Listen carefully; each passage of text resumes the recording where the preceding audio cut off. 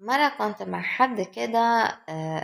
طول الوقت كان بيعاملني معاملة فيها تعالي، يعني ما يكلمنيش غير وهو مبتسم ابتسامة كده مستفزة جدا، ويبصلي بنظرة يعني فيها تعالي يعني.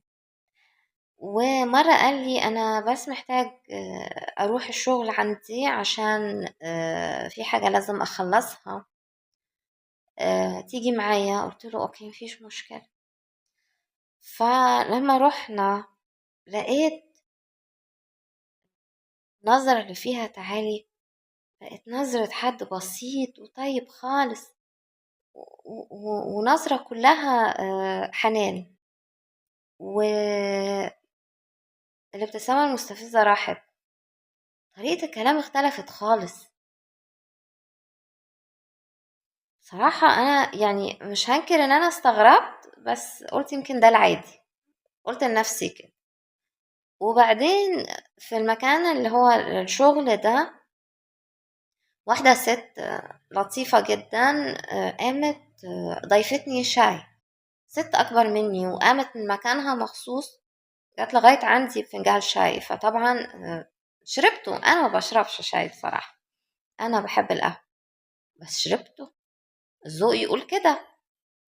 بعد لما خرجنا وراكبين العربية الابتسامة المستفزة رجعت تاني، نظرة التعالي رجعت تاني، وقال لي أنا كنت قلقان لا تقولي ما بشربش شاي وما تشربيش. فقلت له لا، هو يعني الست قامت من مكانها مخصوص وجابت لي فنجان لغاية عندي، وهي ست كبيرة، الذوق يقول ان انا اشرب طبعا، حتى لو عمري في حياتي ما شربت شاي قبل كده. انا حسيت وقتها لما قال لي ده ان هو كان نفسه اغلط الغلطة دي، كان نفسه يمسك عليا غلطة.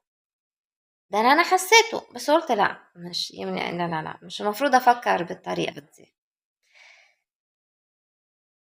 لما الست تلغي الانتويشن، تلغي الحدس اللي ربنا ميزها بيه، دي حاجة مش كويسة خالص. أنا لما بقول للستات في كل فيديو يقفوا قدام المراية ويفكروا نفسهم إنهم واحدة ست، ده عشان تفتكر هي قد إيه قوية، لأن ربنا ميز الست بحاجات صراحة خليها في منتهى القوة. بس العلاقات التوكسيك والبيئات التوكسيك هي اللي بتخلي الست تضعف شيئا فشيئا فشيئا. أنا مرة عملت فيديو قبل كده كنت بتكلم فيه على الستريس عمل ايه في شعري واسناني، كنت بتكلم على feminine energy. لما واحدة ست شعرها يبتدي يتأثر بالعلاقات التوكسيك واسنانها وعموما جسمها بيبقى بيتكلم معاها وبيقول لها على فكرة انا تعبت بس انتي بياخدي بالك يعني، وهي مش هقول بتتجاهله عن عمد، بس هي فصلت عن جسمها نتيجة ان هي كانت لازم يعني تفضل في علاقة توكسيك تسرفايف، في علاقة او في بيئة في العموم توكسيك. اللي بيحصل انها بتفصل عن جسمها، ما بتبقاش سامعة بيقول لها ايه، بيفضل يديها اشارات وهي ما تاخدش بالها. مش بس الفيزيكال بادي والحاجات المرئية، لا كمان الانتويشن، الايماجينيشن، الحاجات دي مش مش بتتمسك بالايد ولا بتتشاف بالعين، لكن دي حاجات قوية جدا وتعتبر زي العضلات، إذا ما استخدمناهاش تضعف. يعني الانتويشن ميزة في الست قوية جدا. لو حكمت على حد ان هو مش مريح، مش مريح، ما هو خلاص مش مريح. انا بقى اللي كان بيحصل معايا ان انا كان لما انا مش بحكم على الناس، انا بقول احساسي على فكرة، وده يفرق، هنا في فرق. يعني الحكم على الناس ان فلانة دي ما كانش المفروض تتطلق مثلا، غلط، ماليش دعوة. دي كده انا بحكم على واحدة انا ما اعرفش حياتها كان شكلها ايه وظروفها ايه وعلاقتها بجوزها ايه، فما اقولش ما كانش المفروض تتطلق، ده الحكم على الناس. لكن لما حد يدخل حياتي واقول الشخص ده مش مريحني، انا حرة على فكرة، دي حياتي والشخص ده مش مريحني. انا كان يتقال لي نظرية المؤامرة بقى، ما هي دي بقى نظرية المؤامرة. لا، دي مش نظرية مؤامرة، ده احساسي اللي هو حقيقي. وانا لما كنت يعني بحكم ان الشخص ده مش مريحني بيطلع فعلا مش مظبوط. اي حاجة كنت بحسها انا كان حكمي بيطلع مظبوط. ده مش انا بس، ستات بتتخلق كده اصلا. ابتديت انكر مشاعري واكذب نفسي لما فضلت مستمرة في علاقات توكسيك فترة طويلة، وطول الفترة دي بيتقال فيها عن نظرية المؤامرة. ما هي دي بقى نظرية المؤامرة.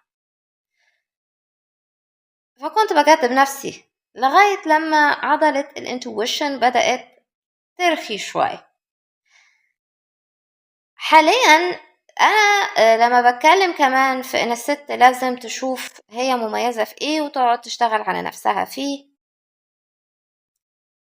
عشان تبتدي تتواصل مرة تانية مع جسمها ومع الفيمينين انرجي ومع الانتويشن ومع كل الحاجات اللي بتميز الستات. قبل كده قلت هي لحظة وعي، لحظة وعي، بس ده مش معناه ان الوعي بيجي في لحظة. الوعي بيبدأ يتشكل يتكون زي بالظبط المبنى اللي بنحط له اساسات كده وبنقعد نحط الطوب فوق بعض دي. الوعي بيبقى نفس الشيء، بيتشكل وبيتكون، ومش عايزة اقول بيكتمل لان الوعي طول الوقت بيتطور. طول ما الست بتطور نفسها، تدور هي موهوبة في ايه وتتعلمه وتقعد تطور نفسها فيه، تشتغلوا سنين طويلة لغاية ما تبقى برو فيه، تحط نفسها كلها فيه، تعتزل الناس. هو ده اللي بيخلي الواحدة يبقى عندها وعي بالعلاقات التوكسيك اللي حواليها اللي بقت بتألفها، لأن بقى ده ديفولت. ناس كتير اتخلقت في عائلات توكسيك، ناس نارسيسست، فبقى ده ديفولت، بقت طول الوقت قاعدة بتجذبهم ومش عارفة ان هي قاعدة بتجذب لحياتها حاجات مش كويسة. لما تبقى واعية ان البيئة اللي هي فيها توكسيك، ان الناس اللي حواليها توكسيك، ان في باترن عمال يتكرر معاها نتيجة السيستم اللي هي اتخلقت فيه، وان الباترن ده لازم هي تكسره وتبتدي تجذب لنفسها علاقات انظف من كده، ناس ارقى من كده. هو ده الوعي بيشكل بالطريقة دي، لان الواحدة تقعد تشتغل على نفسها فترة طويلة. هو ده اللي انا كنت عايزة اقوله في الفيديو ده. ما تشكوش في نفسكم، صدقوا الانتويشن، الحس اللي ربنا خلقكم بيه. وقفوا قدام المراية الصبح وقولوا لنفسكم انا واحدة ست. فكروا نفسكم قد ايه انتوا اقوياء، وما تخلوش حد يشكككم في نفسكم، عشان في ناس طبيعتها متلاعبين. فالمتلاعب ده علشان يفضل بيكنترول وبيسيطر وليه الابر هاند وبيحرككم زي ما هو عايز، لازم يشكككم في نفسكم، في حدسكم، في طبيعتكم. على فكرة الناس دي بتبقى من جواها عارفة كويس قوي قوي قوي ان انتوا حكمكم صح، احساسكم صح، بس لا، ازاي؟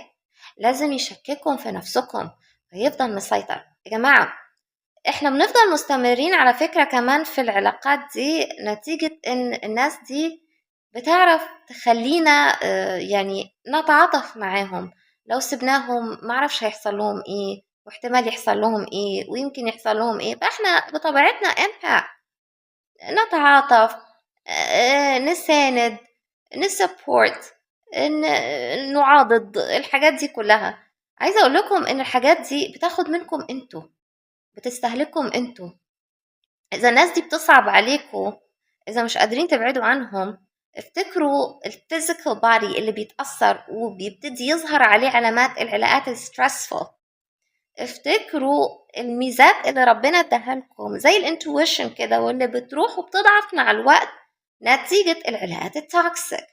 يعني معقولة يصعب علينا ناس وما يصعبش علينا نفسنا؟ مش منطقي، لا مش منطقي. هو بس الموضوع محتاج وعي. شكرا لوقتكم، شكرا متابعتكم. أتمنى الكونتنت يكون عجبكم. لو عجبكم please like and share، واعملوا subscribe للchannel وضغطوا النوتيفيكيشن bell. أشوفكم الفيديو الجاي.